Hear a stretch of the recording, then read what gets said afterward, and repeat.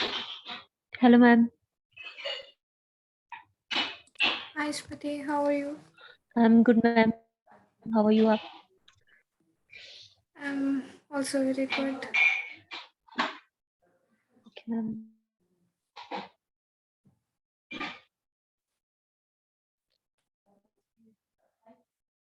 Abhay, have you prepared any plan? Hello, Abhay.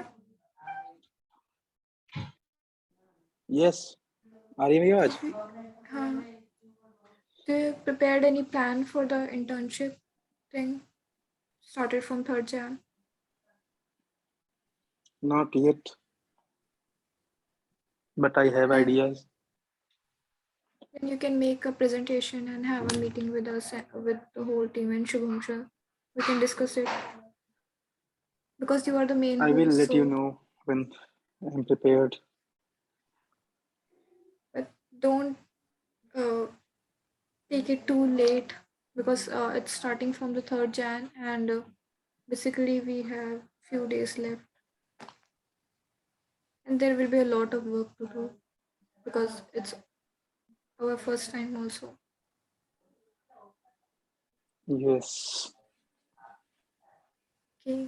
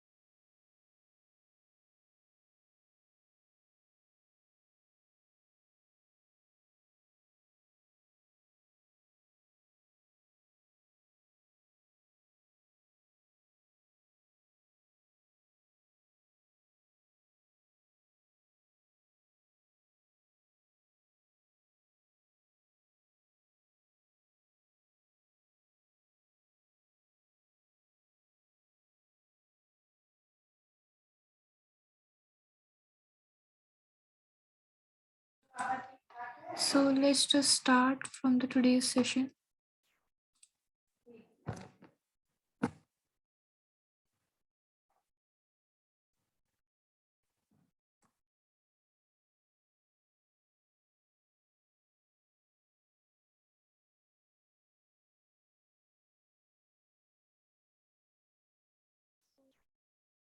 We have discussed the previous phases of hacking, that including information gathering. Now today is day 4, and we have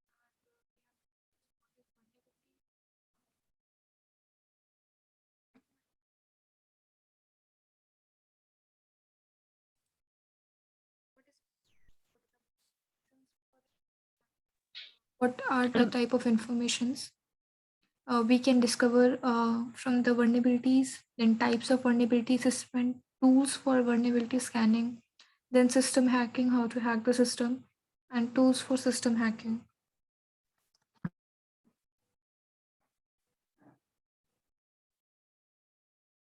So the first thing is we have to understand that exactly what is vulnerability. So we have discussed this earlier also, that vulnerability is just sort of a weakness in a system that is present. It can be present due to any of the misconfiguration settings of the target system, or it can be present due to bad security configurations, or you can say a loophole that is present due to the bugs in the code of the software applications. The software applications could be itself the operating system, or it can be the third party softwares, whatever the we have installed in the systems. The vulnerabilities are weakness in a system that gives threat the opportunities to compromise assets. So as we have discussed in the previous session, that first we gather the information. When we gather the information, then we analyze sort of idea that what type of system victim is our target is using, what type of operating system he has, and then we scan the network.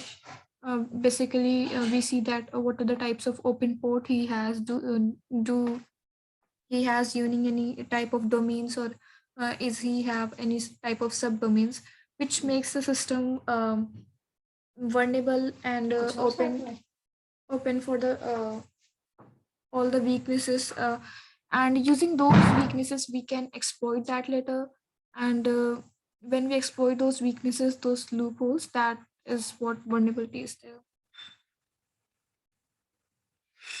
Now, what are the possible reasons due to which vulnerability can occur? So the OS running on the computers or devices, maybe it happened that in your daily lives you also received your operating system. If you are using the Mac OS or the Windows OS, you will always receive some kind of updates time to time.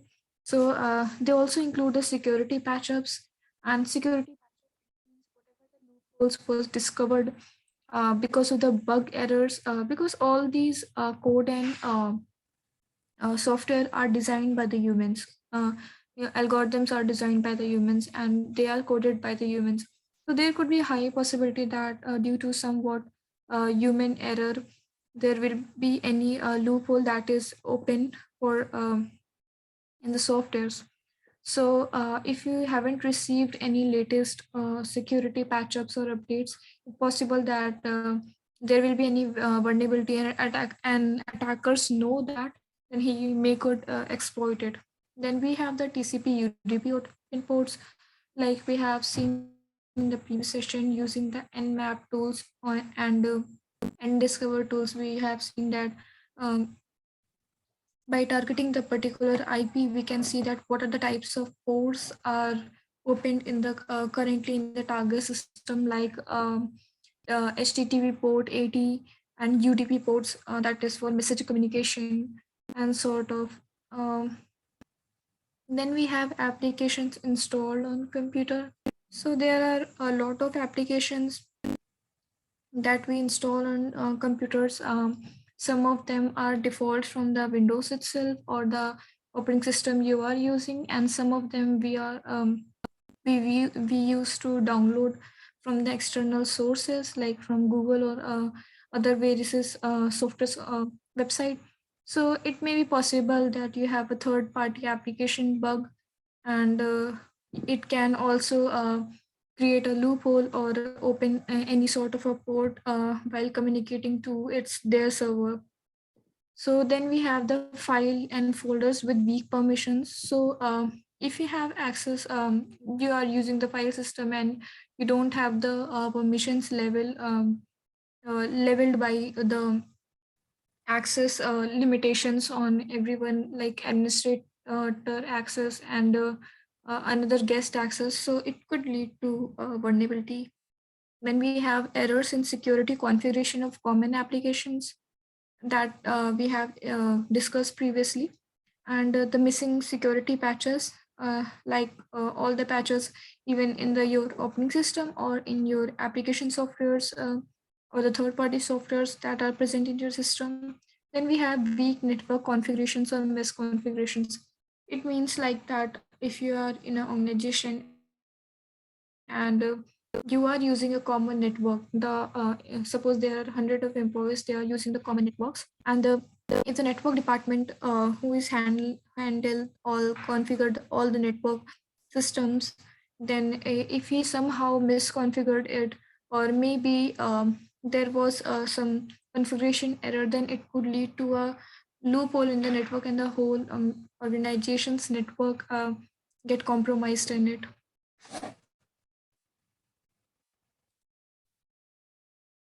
We have what type of informations we can vulnerabilities, so that we can inject sort of a payload or exploitable malicious codes, or any backdoor or rootkits in the victim's system.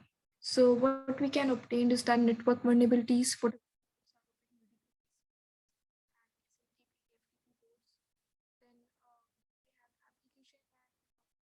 service vulnerabilities.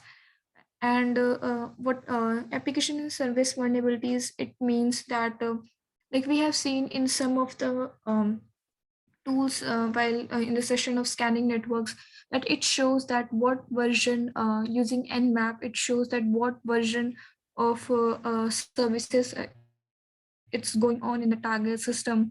Like there was, if an Microsoft, any service going of Microsoft corporation, then what is the version of that. So it may happen that the victim system is not updated, and the version is old, and there will be any vulnerability which wasn't get patched up because of not the updation in the system. So it could lead to exploitability. And then we have network vulnerabilities, that is oftenly refers to as any loophole that is open, which could lead to sniffing of the packets or capturing of the packets while being on the network. Now there are some types basically.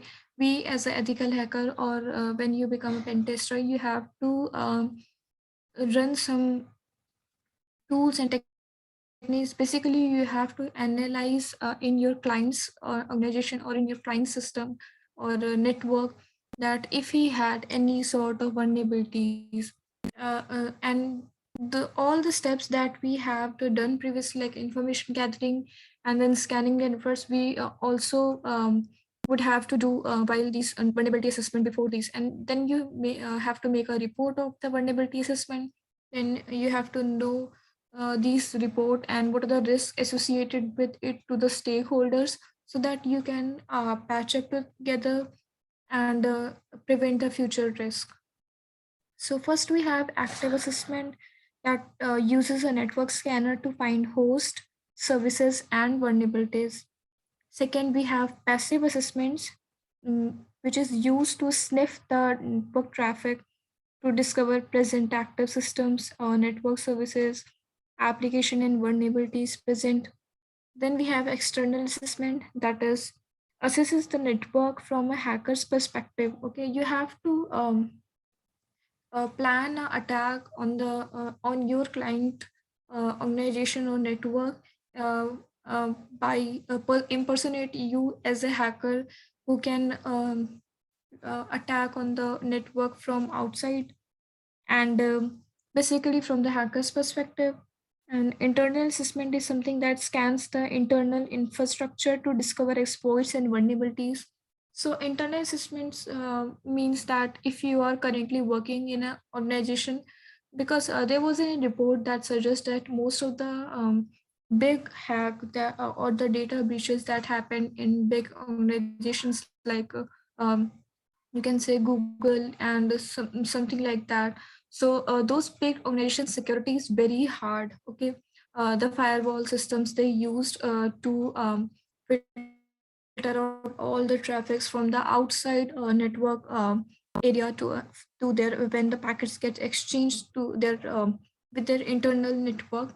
So those firewalls are very good, and but if you somehow some of the employees in some cases we have seen that most of the employees who plan the attacks internally from system, because it is not possible to attack outside from in the network due to very good firewalls and heavy traffic network monitoring. But you can if you are already in a network currently in inside the organization's network, then you can of course some you can have some type of ease in plan executing the attack. Then we have host based assessment that conducts a configuration level check, and to identify the system configurations or user directories, file systems, registry settings, etc., to evaluate the possibility of compromise. Then we have network-based assessments that determines possible network security attacks that may occur on the organization system. So then we have application assessment, which tests and analyzes all the elements, whatever the web infrastructure is present in the organization. Is there any type of misconfigurations or any type of outdated content, or the or maybe whatever the uh, services are present in those applications, is there is any known vulnerabilities present in that application. So there are some platforms from where we can see that okay about it's like a community of hackers and security researchers who just do their research and post about the vulnerabilities, latest vulnerabilities which are present in softwares and our daily life uh, applications and networks presently. Then we have database assessment, which it's basically focuses on testing the databases, such as MySQL or Oracle or MS SQL, then etc. for the presence of data exposure and injection type of vulnerabilities. So just to exploit the database vulnerability, we can access a lot of highly sensitive information from the organization. Then we have wireless network assessment. So the name itself defines it itself that determines the vulnerabilities in the organization through the wireless network. Whatever the wireless networks are present, we scan them. Then we have distributed assessment, which assesses the distributor organization assets such as client and server application, simultaneously though appropriate synchronization techniques. Then manual assessment, that is in this type of assessment, the ethical hacker manually assess the vulnerabilities, vulnerability ranking, vulnerability score, etc. Like sometimes we use the automated tools for the assessments. A lot of tools are present to for the vulnerability scanning, but sometimes pen testers and hackers want to assess those tests by their own. They don't want to use any tool, then that comes under manual assessment. And we have automated assessments. In this type of assessment, the ethical hacker employs various vulnerability assessment tools he just basically use the automated tools and deploy them to scan any such type of vulnerabilities like Nessus, and we have GFI LandGuard. These type of tools are present for the vulnerability assessments. Then we before we have to plan basically inject our malicious code or gain access of the system.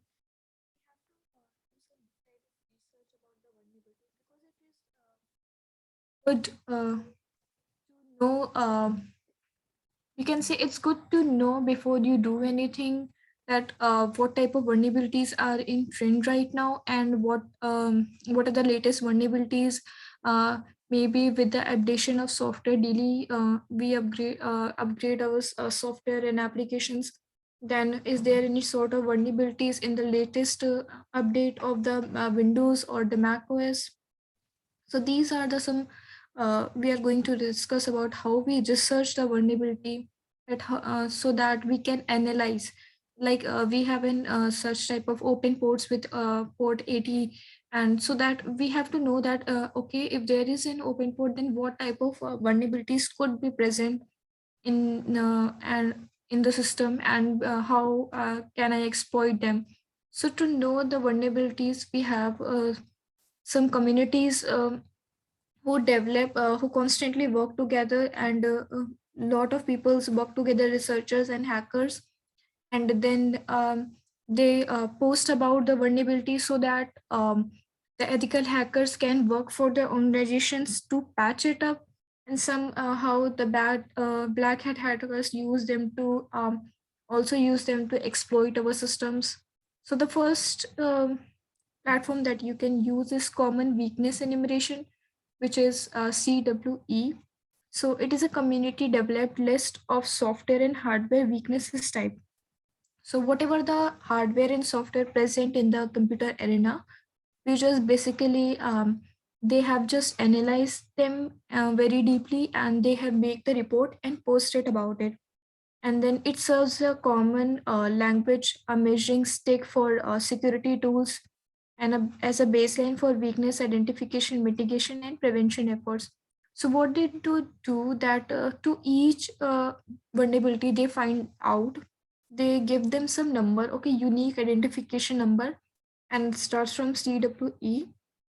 Then wherever you will find out that vulnerability, all the other tools and databases uses these identification number to give you the reference of the type of vulnerabilities. So we can see about this.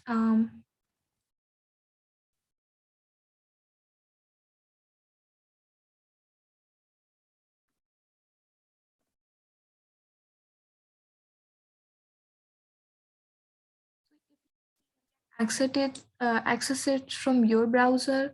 So now this is the interface of common weakness enumeration. If you can see that here, it is a community developed list of software.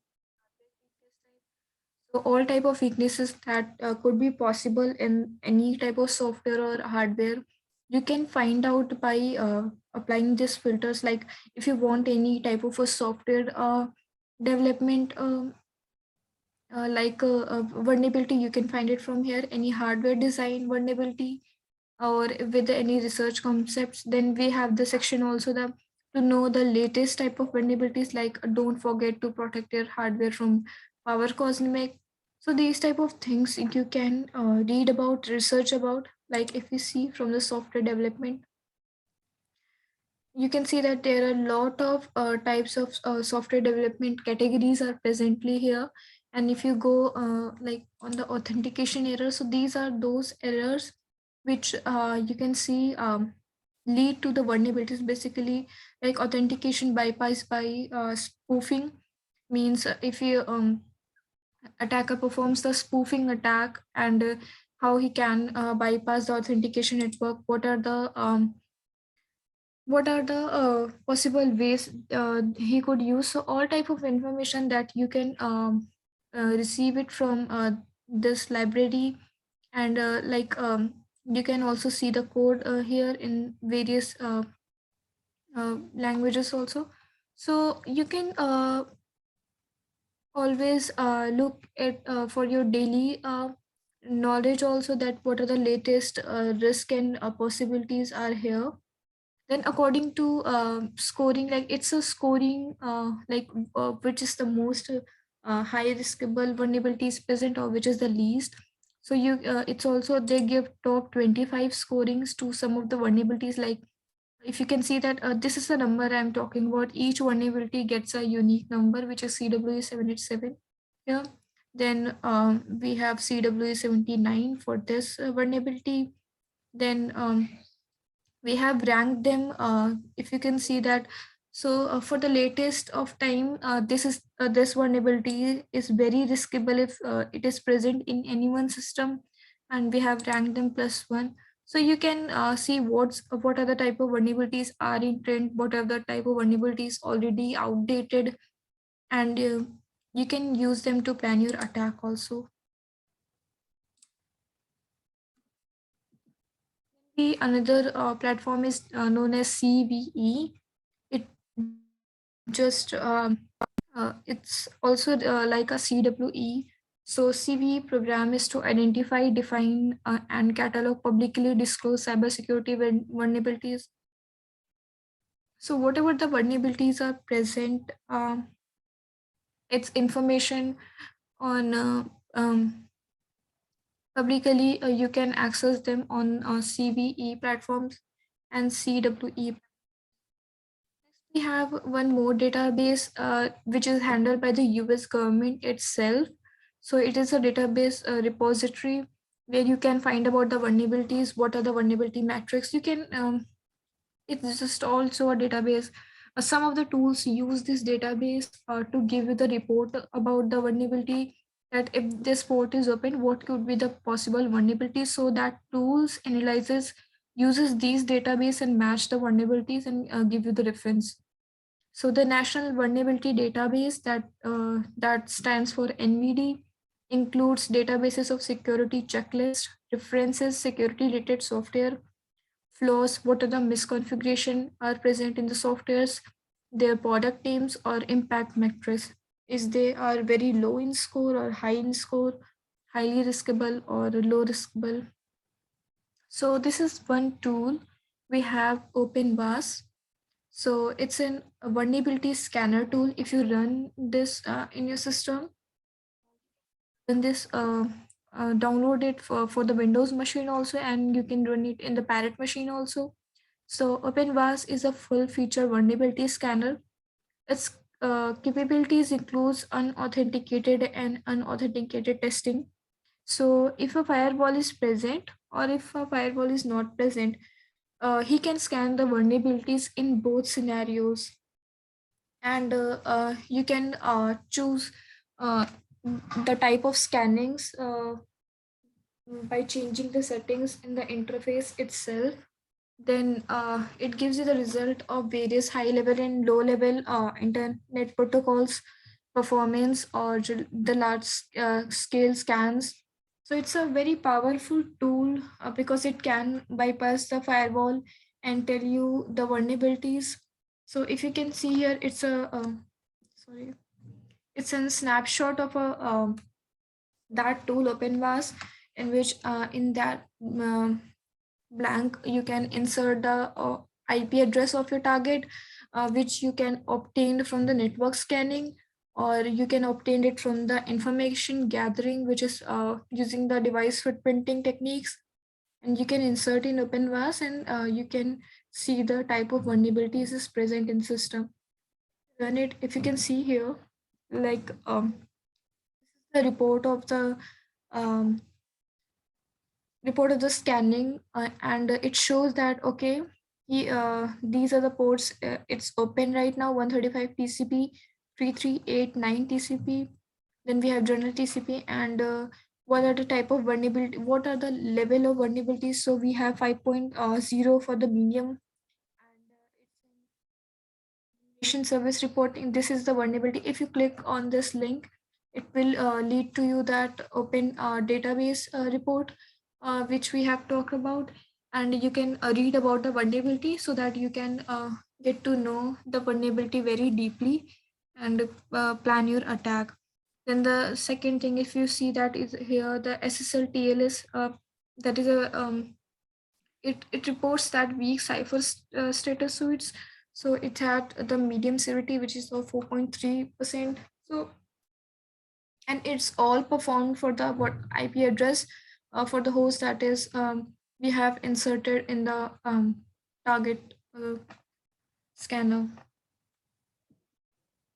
Then we have the next tool, which is GFI LAN guard.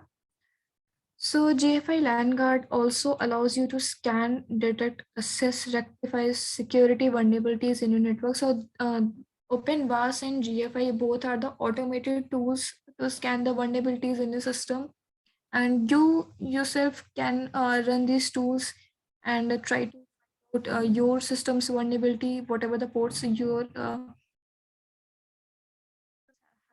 been opened, and if your system get compromised. And then coming back to the point that it gives you the complete picture of your network setup also. So if you can see the interface, this is the GFI LAN guard interface, and we just insert the IP address of the target here. Then we have selected the full scan that we want to scan all type of we have scanned this target and it is using the Windows server. The scan is completed. Now, if you're seeing the report, it shows that the whatever the target we have, its vulnerability level is very high, and we can surely exploit that further. Then it also shows that we have installed 20 applications and zero or unauthorized 17 open ports are there. So your system is more vulnerable if you have more open ports, and if you have less open ports, it's less vulnerable. And other vulnerabilities, what are the type of vulnerabilities like 12, and I have talked to you about earlier that security updates, like security patchups, if you are not updating your softwares regularly, then if you can see that in the it shows that okay, missing software updates 12 type of and the severity is very high of those update vulnerabilities. So then if you can see that if you go on the tab to discuss the versions, and then you can see in the system patching status, in the Microsoft system, these security updates are not present. And when you know that these security updates are not present, what and you will research about it a bit, then you will know that what are the loophole and how will you gonna your payload to gain the access of the system in the target system. Then those are the tools, few tools that we can use for the vulnerability assessment. Then ma'am जो ये tools है सारा ओपनवास जीएफआई ये सारा parrot machine में ही मिलता है मतलब नहीं नहीं इंक्लूड रहेगा जैसे नहीं नहीं ये सारे टूल्स पैरेट कहाँ ये पैरेट मशीन में तो इट्स उसमें से ओपन वास और हाँ दो वो दोनों तो प्री इंस्टॉल्ड है, बट अगर तुम्हें विंडोज में यूज करना है तो तुम्हें अलग से डाउनलोड करनी पड़ेगी। पैरेट मशीन में प्री इंस्टॉल्ड होते हैं। ओके ओके मैम रुको मैं ओके दिखाती मैम हूँ।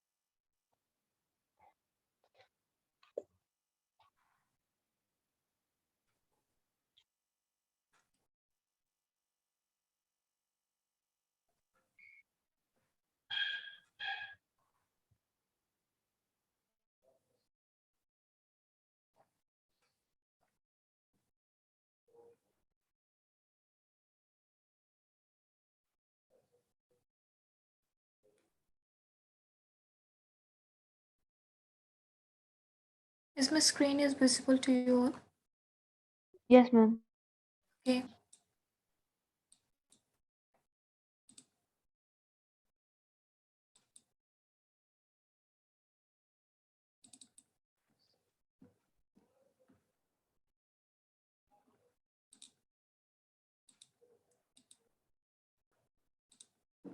So I was just running some sort of a work, and then I have shut down my PC. Wait a minute. Okay. So if we go to the applications,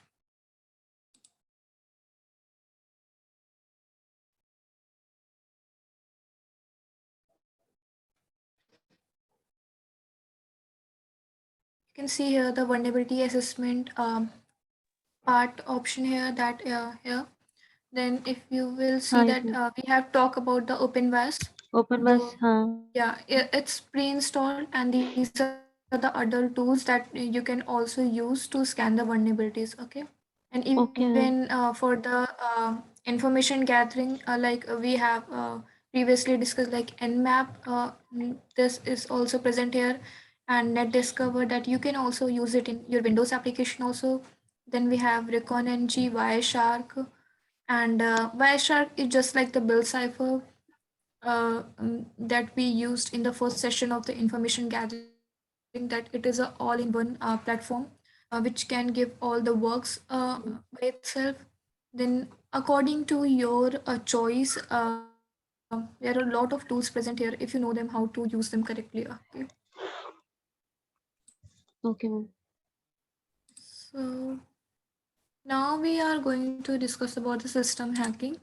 So, because all we want to, if you gain the access of the system, so it means your hard work is done, but not full.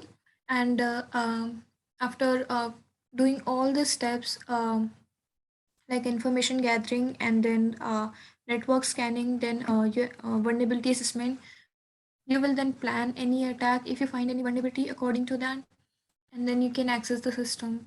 So, system hacking is just basically an attacker engages in system hacking attempts using information collected in footprinting, scanning, and vulnerability phases. Okay.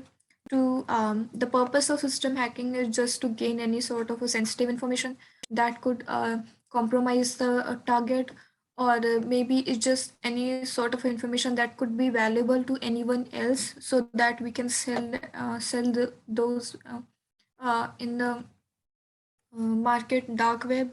And you can also, if you find any type of vulnerability, so there is a profession of also bug bounty. So what we can do in the profession is that we just try to find vulnerabilities in the websites or in the big organizations network, and then we uh, give their report about the vulnerability to those organizations, and those organizations will patch up for you, and they also pay you some award money, prize money, which is known as bounty. So these type of things, if you learn how to scan the vulnerabilities, and you can report those vulnerabilities, you will get paid. So now the system hacking methodology is what we have done the footprinting in the first session, then the scanning, then enumeration is related to the scanning, like all the information you have gathered. Enumeration is the step in which whatever the information you feel that it is going to be useful for you, you can include it, and whatever discard them.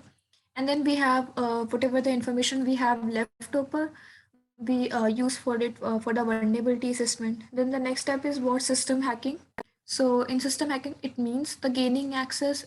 It means just basically cracking the passwords, or vulnerability exploitation. Vulnerability exploitation, it means using that vulnerability. If suppose you have find an open port, and then you have designed some Trojan or a backdoor or rootkit, and then you will use that malicious code used to send that malicious code through that vulnerability. So it's just we have just exploited the vulnerability. Then we have escalating privileges, like maintaining access. If you want to access that system in future, and we don't then you don't have to do these steps in future. If you insert any sort of a backdoor, or any remote application, that whenever you trigger it, it responds you and sends you all data, and then you can log it off. Then we have clearing the tracks, and Your full work is going to be complete when you clear all your logs, because you don't want to leave your digital footprints in the target system so that you can get caught. Now, if you want to crack the password, okay, the target system password, then why do people crack the password? Just to sometimes, if you are an ethical hacker or a pen tester, sometimes yourself, you if you forget the password of your system, you have suppose complicated password and you forget itself, you can use this technique from any other system and recover your password. Or you may basically hackers use them to gain the unpermitted or unauthorized access in the system. So most of the password cracking techniques are successful because of weak and easily guessable password. So what happens is that there are a lot of automated tools present which are used for password cracking, and they just use the brute force attack. So a brute force is something like that you have to insert some sort of a predefined text document which contains a lot of a common password, like the username and @123, then their country's name or their pet name, some type of common passwords. And what these automated tools will get, they will pick each password from the that document. They will enter it in automatically in the system, and if get login, you have the index, and if it's not the password, then it will try and move on with the next password or whatever the mentioning here. So if you see the local attacks, we have these tool OVH crack, and in the offline attacks we have Johnny, then the John. So these they uses the brute force attacks. Then we have Rainbow Cat. It is basically you mainly used to dehash the passwords, because whatever the passwords we will receive, they are always in encrypted form. So what they will do, and human can't understand the encrypted form, so they crack the encrypted form and get to you in the natural language, that is the English language. Then we have online attacks. If you want to do a password attack in the online mode, then we have Hydra, Medusa, and Crack, and password profiling in word list. So CWL, Pipel, a lot of tools are there, and they do all work around same things, but somewhat they are different from each other in uh, little things. So we have this tool which is known as,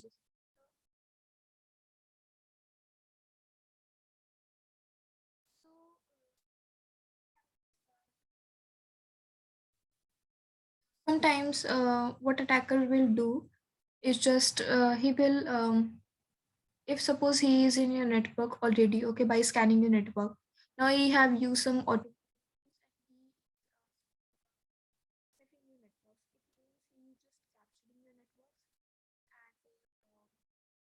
without your permission, and what he will do, by capturing the networks, he can obviously gain some of most sensitive information, like it could lead the login credentials also. So what he will do, by listening to the broadcast request, whatever the packets are containing in them, listening to those requests from a traffic, from the network traffic. So what they will do, those tools will impersonate himself as a legitimate server, that your system will think that okay, it's a server that I have to deliver where, and it will deliver it contents to you, but you are not a legitimate server, so your packets get sniffed. Now what happens is that these responder tool just do that. It captures all the packets in the network, and whatever the hashes and credentials are there, and it will show it to you. If you see that we have run some of the responder tools, and on the this given IP, so you just capture that the client, the given IP is this, and the username of the system is Windows 10 JSON. Then we have the hash, which is a passwords form, which is encrypted form. and we have this hash file over here. So you don't understand it, these long numbers, what they do mean, and you can insert them directly into the user system, and it will not gonna open it unless you can decrypt these. That whatever long hash password will gonna automatically save in a text file in the repository, in the folder of the responder tool. Then you can access that text file from that directory, given directory. You can run that hash tool in the tool which is the John the Ripper. I showed you just before that what is there are some tool like John the Ripper. So John the Ripper is that tool which just basically convert the hash passwords to the natural language password. And if you see that we have installing the John the Ripper, updating the tools, then we have inserted the query, and here you can see that in the QWERTY keyboard, JSON is the word which is the password for the username. Okay, we just converted in that long text in the combination of numerals. That is the hash form, and it just cracked. John the Ripper had cracked that hash password to the common natural language name JSON, and you have then the login ID previously, and username Windows 10 JSON, and now you have the password, so you can gain the access of their system. Okay, so how you can yourself prevent from the password hacking techniques? So use long passwords. The longer the password is, the stronger it is, and if you can't remember the long password, you can use the password managers also. Then if sometimes the websites don't give you the permission for the longer passwords, then what you can do is just you can create some sort of a complex password that can be a mix of uppercase, lowercase letters, or numbers, or other symbols that you can type, like a punctuation, comma, stop, a symbol, or inverted commas. Then avoid reusing passwords or using password to generate passwords. Okay, so if you are using password on a one mail, then don't use that same password on another mail, or your phone's password is different, then try to insert the password that is different of your laptop. So all the passwords must be not same, and they should be not alike. Then we have password manager. So, like I said, if you're not good in remembering password, I personally don't remember passwords very easily. So I also use the password managers to handle my passwords. So they will allow you to, so you can create a strong password long with a very hard combination, and you can save it in the password manager, so that when you are required, you can see it from the password manager, use it. Okay, then we have the two-factor authentication. I think you all know that what is two-factor authentication. Can someone tell me?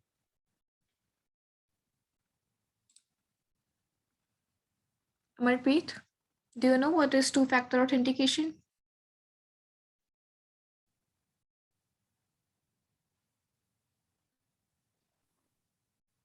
No, ma'am. Smriti, do you have idea? No, ma'am. Abhay, can you tell me? And ma'am, password manager, I also don't know. Okay, Abhay will tell you. So, we have seen in our Gmail two-step verification is both things are the same. First, you have to enter the password, and after that, it will prompt you the message on your device that you are already logged in, and where you will confirm this is your account and you are logging into another account. When you confirm from the different device, then you will be able to log in on the another device. Otherwise, you will not be able to log in. This kind of technique is called two-factor password or two-phase authentications. Yeah, you are very well right, Abhay. So two-factor authentications are like, if you log in, suppose you are logging in a new phone, okay, your Gmail password.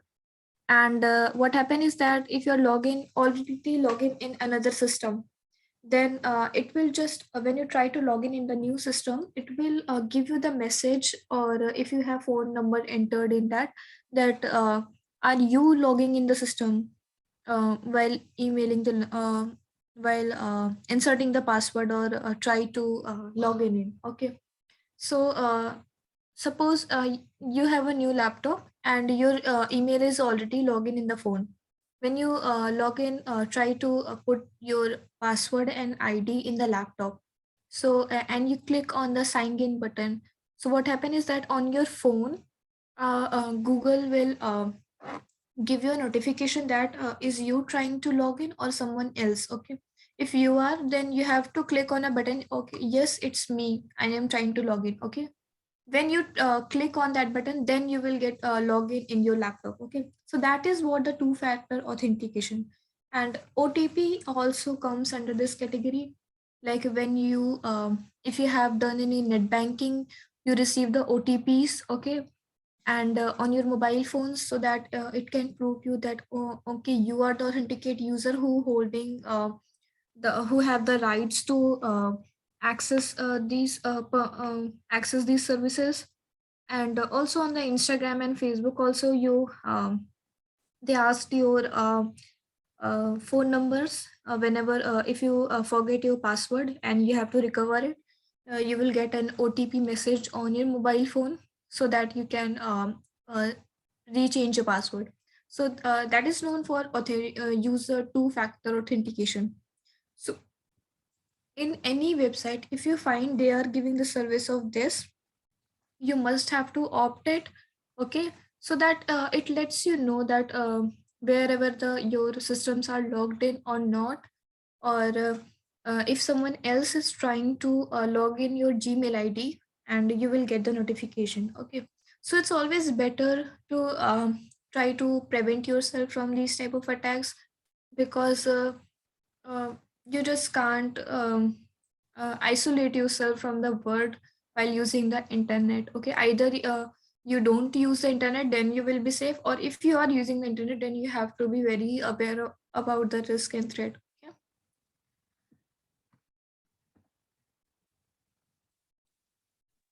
Okay, ma'am. that's all for today. And do you have any doubts?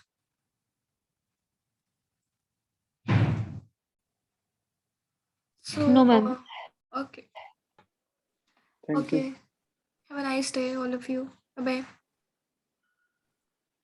Okay, ma'am. Thank you.